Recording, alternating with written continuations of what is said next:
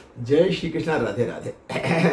जो भारत की बेटियां हैं, जो उच्च शिक्षा प्राप्त कर रही हैं, जिन्होंने बीएड किया है, डीएड कर लिया है, बीएड कर रही हैं और बीएड करने के बाद में भी आगे उनकी शिक्षा जारी है, जैसे एमए बीएड किया है, जैसे बीएड किया है, जो शिक्षिका बनना चाहती हैं, जो प्रोफेसर बनना चाहती हैं, जो किसी विश्वविद्यालय की कुलपति बनना चाहती हैं,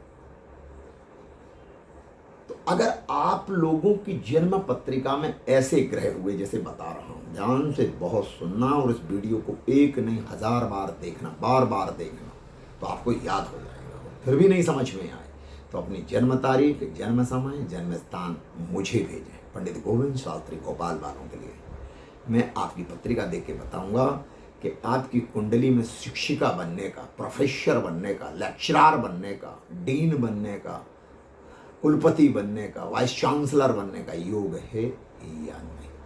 आप कितनी तरक्की करेंगी जीवन में, आज ये वीडियो भारत की बेटियों के लिए समर्पित है मेरा। चलिए प्रारंभ करें। तो अगर किसी बेटी की जन्म कुंडली में लग्न भाव का स्वामी और दसम भाव का स्वामी, दसम भाव में लग्नेश और दशमेश दोनों दसम भाव में बैठे हो, और लग्नेश और दशमेश दोनों का स्वामी गुरु हो, जैसे मीन लग्न हो और दसम भाव में धनु राशि हो, तो क्या हो जाएगा? धनु राशि का स्वामी भी गुरु हो गया और लग्न का स्वामी भी गुरु हो गया। तो गुरु और गुरु उसमें बैठे हों, साथ में बुध भी बैठा हो। बुध वाणी का कारक ग्रह है, गुरु ज्ञान का कारक ग्रह है। तो ये गुरु और बुध दोनों अगर संयुक्त रूप से दसम भाव में होंगे और सूर्य अगर मेष राशि का या सिंह राशि का हो गया एकादश भाव में, तृतीय भाव में, तो मेरी भारत की बेटियों, आप बहुत ऊंचे जाएंगे। आप प्रोफेसर बनेंगे, लेक्चरर बनेंगे, आप कुलपति बनेंगे, आपका खुद का कॉलेज स्कूल हो सकता है। शिक्षा के क्षेत्र में आशातीत सफलता के प्राप्त पीएचडी भी करेंगे आप, और भारत सरकार आपको सम्मानित करेगी अगर ऐसी स्थिति आपकी पत्रिका में है तो। दूसरी स्थिति और बता दूं। नंबर 2, कुंडली में चंद्रमा और गुरु की युति हो। चंद्रमा कर्क राशि में हो, साथ में गुरु हो, दसम भाव में हो या लग्न में हो, तो भी प्राध्यापक, अध्यापक, उच्च श्रेणी शिक्षिका का योग बन जाता है।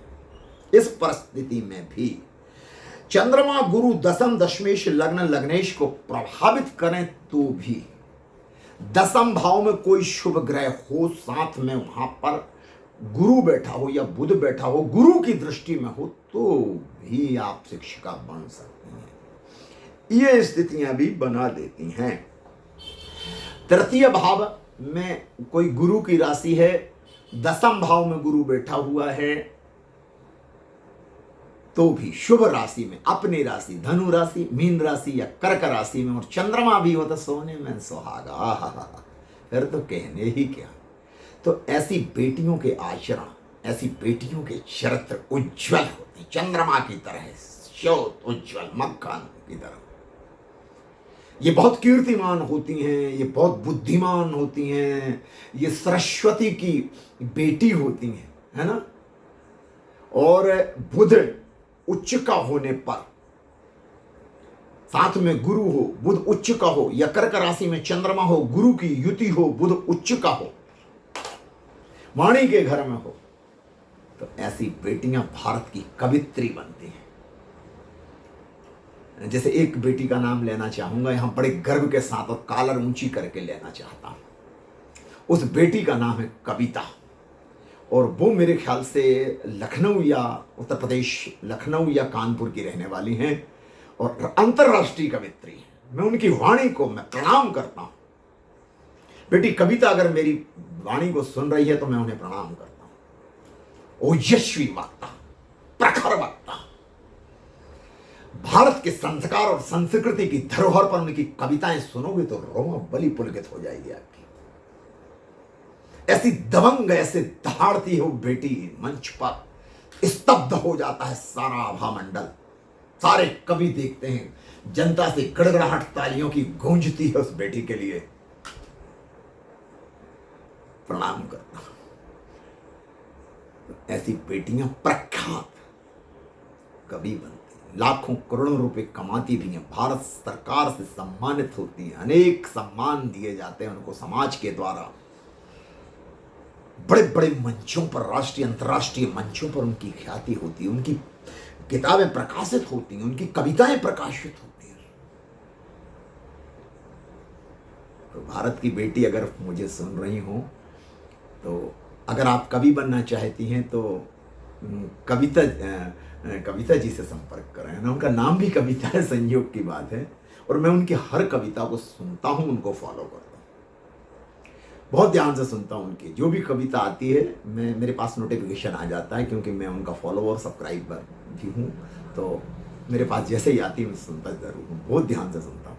तो चलिए, मैंने आपको जो बताया कि जो बेटियां गुरु के संरक्षण में हैं, जो बेटियां बुध के संरक्षण में हैं, जो बेटियां चंद्रमा के संरक्षण में, और उनकी पत्रिका में अगर इस प्रकार के ग्रह हैं, तो मैं दावे के साथ कहता हूं, अगर आपकी बेटी शिक्षिका बनने की, टीचर बनने की तैयारी कर रही है तो 1000% सफलता मिलेगी, कोई नहीं रोक सकता, निर्विवाद। और जब वो बेटी परीक्षा देगी ऐसे ग्रहों वाली, तो मेरिट लिस्ट में आएगी। ये बात वो किसी भी जाति की हो, हमें जाति और धर्म से, इस वीडियो से जाति और धर्म की बात मैं नहीं कर रहा हूं, मैं केवल भारत की बेटी की बात कर रहा हूं। वो हिंदू, मुस्लिम, सिख, ईसाई, कोई भी, अगर ऐसे ग्रह हैं तो शिक्षा के क्षेत्र में आशातीत सफलता मिलेगी। इन सभी बेटियों को लिए मेरा शुभ आशीर्वाद है और मेरी शुभकामना है कि आप लोग तैयारी करें। आप अपने मनोबल को गिरने मत दो बेटा, विल पावर को गिरने मत दो। आपने लक्ष्य साध रखा है ना कि मुझे टीचर बनना है, प्रोफेसर बनना है? मुझे किसी विश्वविद्यालय की कुलपति बनना है, मुझे अंतर्राष्ट्रीय कवि, राष्ट्रीय कवि बनना है, बिल्कुल पीछे मत हटो। अगर ऐसे ग्रह हैं तो जरूर सफलता मिलेगी। आज के लिए इतना ही। जय श्री कृष्ण, राधे राधे।